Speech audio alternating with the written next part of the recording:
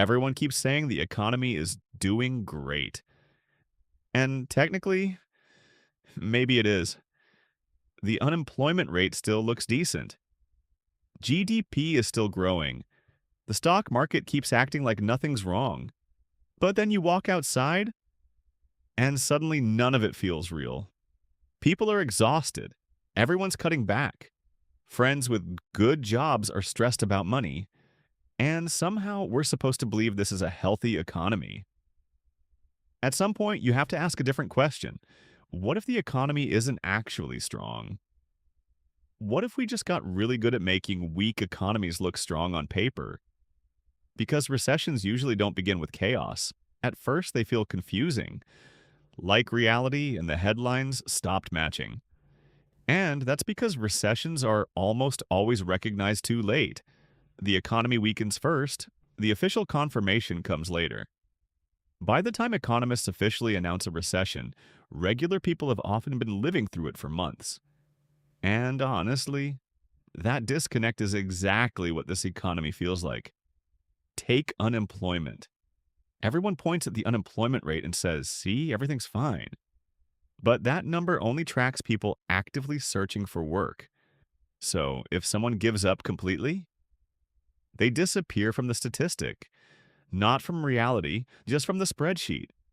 And even many of the jobs that still exist are changing. Stable full time work is slowly being replaced by part time jobs, gig work, and contract work, jobs that give you income, but not security.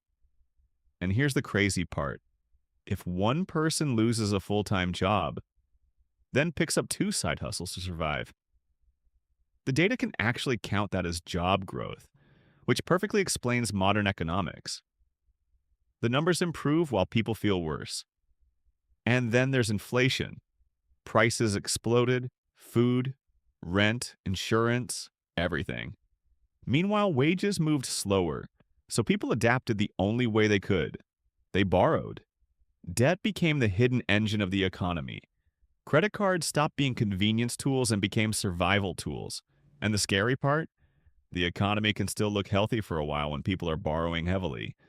Because spending continues, stores stay busy, restaurants stay full, GDP keeps moving, but underneath that activity, households are slowly bleeding financially.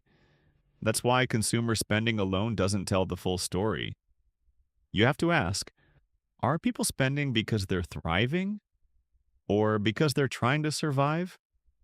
Huge difference. At the same time, savings are shrinking, which means many people no longer have room for mistakes. One layoff, one emergency expense, and suddenly everything falls apart. That's not economic strength, that's fragility wearing makeup, and businesses are starting to feel it too. Cheap money kept many companies alive for years, but now borrowing costs are higher, consumers are weaker, and cracks are spreading. More layoffs, more bankruptcies, more hiring freezes. Not dramatic enough for headlines, but enough to change behavior. And honestly, that's how economic slowdowns usually happen. Slowly, like cracks forming in a ceiling before collapse. And the weirdest part?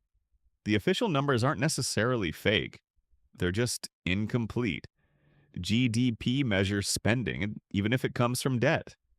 Employment measures whether you worked, not whether your job actually supports your life.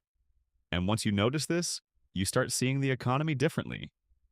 You realize a country can look statistically stable, while people inside it quietly fall apart financially. That's why so many people feel crazy right now.